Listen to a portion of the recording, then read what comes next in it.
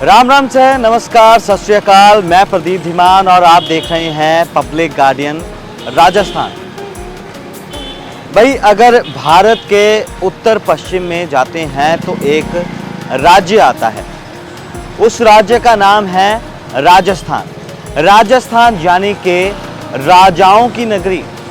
पूरे इलाके की बात करें तो काफ़ी सूखा है, भीषण गर्मी यहाँ पड़ती है।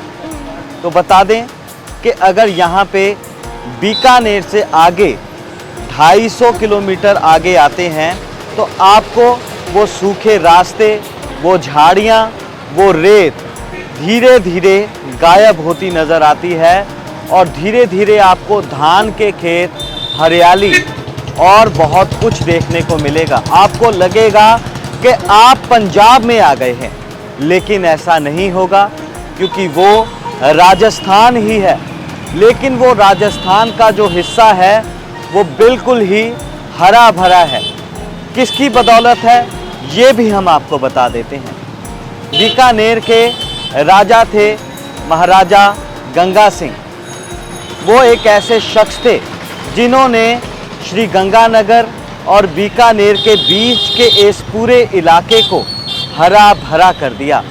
क्या है उनकी कहानी, आज उनके जन्मदिन पर हम आपको बताएंगे कि कैसे गंगानगर, जिसे हम श्री गंगानगर कहते हैं, उसको हरा भरा करने वाले महाराजा गंगा सिंह ने किस तरह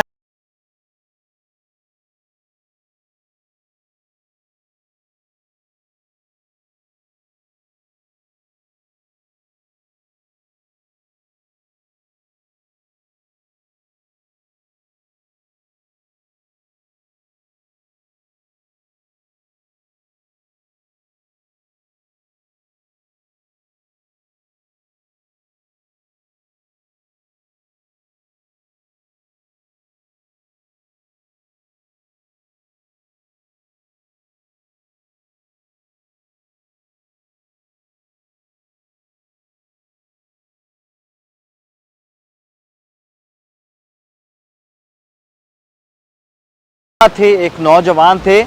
उनके मन में बहुत बड़ा तरस आया, बहुत बड़ा दर्द उठा।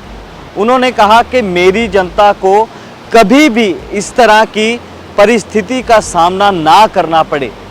इसलिए वो चाहते थे कि बीकानेर, उसके और आसपास का जो इलाका था वो हरा भरा बने, वहाँ अनाज की कमी ना हो। लेकिन बता दें कि यहाँ पर अनाज बाहर से आता था। तो कैसे अनाज की पूर्ति हो, अनाज कैसे उगाया जाए?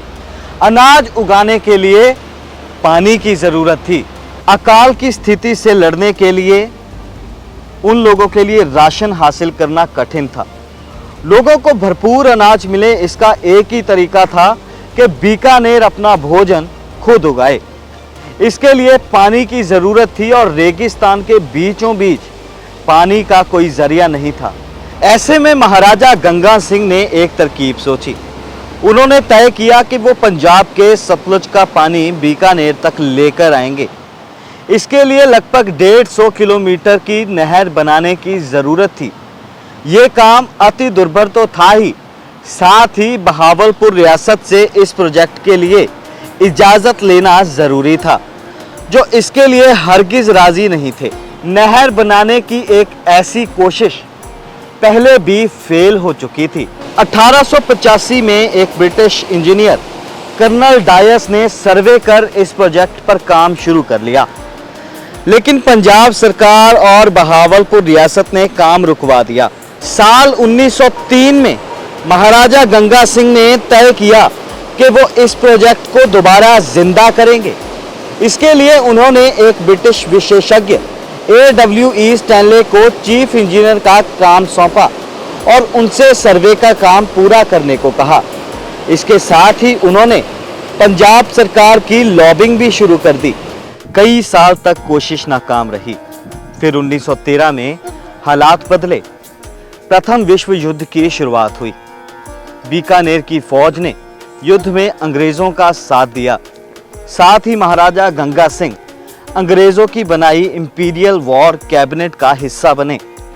इतना ही नहीं, युद्ध के बाद जब वायसराय की संधि हुई तो संधि के हस्ताक्षर करने वालों में से एक महाराजा भी थे। महाराजा के इन कामों से खुश होकर साल 1919 में पंजाब सरकार ने सतलुज नहर प्रोजेक्ट के प्रस्ताव पर हामी भर दी। पंजाब सरकार, बहावलपुर रियासत और बीकानेर रियासत के बीच एक त्रिपक्षीय समझौता हुआ। समझौते के तहत फिरोजपुर में सतलुज से बीकानेर तक 157 किलोमीटर की नहर बनी। नहर को ऐसे इलाकों से निकालना था जहां निर्माण का सामान पहुंचाना कठिन था। इसीलिए तय हुआ कि नहर के साथ साथ एक रेलवे लाइन भी बनाई जाएगी। 5 दिसंबर 1925 को महाराजा ने जमीन पर हल चलाकर इस नहर की आधारशिला रखी। नहर का काम फिरोजपुर से शुरू हुआ। नहर के साथ साथ फीडर कैनाल्स का एक पूरा नेटवर्क बनाया गया, जिससे लगभग 1200 मील के एरिया में 65,000 एकड़ जमीन तक पानी पहुंचा। 1920 के हिसाब से इस प्रोजेक्ट की लागतन 5.5 करोड़ रुपए थी, जिसका पूरा बंदोबस्त महाराजा गंगा सिंह ने किया था। उन्होंने कलकत्ता और मुंबई में काम करने वाले मारवाड़ी व्यापारियों से इस योजना के लिए लोन लिया। 2 साल में नहर बनकर तैयार हो गई और 26 अक्टूबर 1927 को वाइसराय लॉर्ड इरविन ने इसका उद्घाटन किया। बता दें कि महाराजा के नाम पर इस नहर का नाम गंगा नहर यानी कि गंगा कैनाल रखा गया। यहाँ पे गंगा सिंह का ये स्टेचू अभी 1 साल पहले ही लगा है। यहाँ पे अभी तक तो प्रस्तावित है एक हेलीपैड और पीछे इस स्टेचू के पीछे पार्क। और जो ये सरकारी जो पड़ी है जिसको कोठी बोलते हैं पहले, सर्किट हाउस है जो, हाँ सर्किट हाउस है जो आज जर्जर हो चुका है। ये 1927 में महाराजा गंगा सिंह ने ही बनाया था। उसके बाद में सर्किट हाउस का विस्तार नहीं हुआ। जी, तो आपके कहने का मतलब है कि जो समृद्धि है यहाँ पे वो नहर की वजह से है। नहर की वजह से नहर निकलने के बाद में ज़मीनें अलॉट हुई हैं। अच्छा जी। और अलॉट होने के बाद में ये सिंचित एरिया हो गया। उसके बाद में यहाँ पर फसलें होने लगी। यहाँ की मुख्य फसल है गेहूँ, नरमा, गुआर, बाजरा। और अभी 5, 4, 7, 10 सालों में किन्नू की फसल है, वो बहुत बढ़िया फसल है। गंगानगर का किन्नू मशहूर है। गाजर भी है। गाजर भी 2-4 साल ही पहले। ये कर्णपुर एरिया के तो अलॉटमेंट हुई थी। पीछे से जो डैम या नहरी क्षेत्र ज़मीनें दे के आए थे पीछे, उनको यहाँ पर सरदार लोग खेती करते थे, उनको पता था खेती कैसे होती है। महाराजा गंगा सिंह उनको लेके आए थे पंजाब से। उन्होंने यहाँ के लोगों को सिखाया खेती करना। सर, अगर जैसे आपने कहा कि सरदार लोगों को खेती आती थी, तो अभी यहाँ पर पंजाबी लोग बसते हैं या कितने लोगों का इलाका? सबसे ज़्यादा कर्णपुर एरिया में पंजाब के लोग हैं, सबसे ज़्यादा। हाँ। और इस हेड के आसपास के इलाके, हेड के आसपास के इलाके में कोई बस 5-7% है। 7-8 बार हुआ है। पहले ये लगातार चलती थी। किन हालातों में ऐसा? ये हालात तो जैसे इसकी सफाई करनी होती है जी, तो ये बंद कर देते हैं। पीछे से पंजाब में इसकी सफाई करेंगे, उस हालात में बंद कर देते हैं। ये 35 दिन या 45 दिन की बंदी लेते हैं। अच्छा जी। और ये 99-98 में दोबारा नहीं बनवाई थी जी। उस समय ये इसको बंद किया था। तो पीछे वो एक लिंक रेड नहर निकाल के लोहगढ़ से, वो साधुवाड़ी से ये इसको वापस पानी दिया था जब सिंचित खेतों को। ठीक है। जब इसको बंद किया था। जब जंग हुई थी तब आप थे यहाँ पे? हाँ, मेरे को 71 में जंग हुई थी, वो पता है मेरे को। तो क्या हालात थे? हालात हम तो यहीं थे, कहीं गए नहीं। अच्छा जी। और जब इतनी पब्लिक भी नहीं थी। अब तो पब्लिक बहुत ज़्यादा है। अब डर के कहाँ जाना है। बॉर्डर वाले भी ये नहर से, उस बॉर्डर के जो लोग हैं वो नहर के पल्ली पार कर देते हैं। आर्मी वाले भी आके आप पीछे आ जाओ। जी जी। और उससे ज़्यादा तो कोई डर यहाँ पर कोई हालात ऐसा था। हालात वाले भी पाकिस्तान वाले इधर आके कोई मार काट हुई, ये कोई ऐसी कोई बात नहीं। तो आवाज़ें सुनती थी वहाँ आपको? हाँ, गोली की, ये तोप की, बंदूक, ऐसी आवाज़ें आती थी। हमारे यहाँ पाकिस्तान का टैंक था राणुका में, हवाई जहाज था, गिराया था। अच्छा जी। हिंदुस्तान फौज ने। अच्छा जी। 71 की बात है वो। तो पाकिस्तान का जहाज़ गिराया था? जहाज गिराया था। हमारे टैंक भी अपना है, पाकिस्तान का है, अपने यहाँ गंगानगर में है। ये हिंदुस्तान की फौज ने उनसे छीन लिया था और ये गंगानगर में है।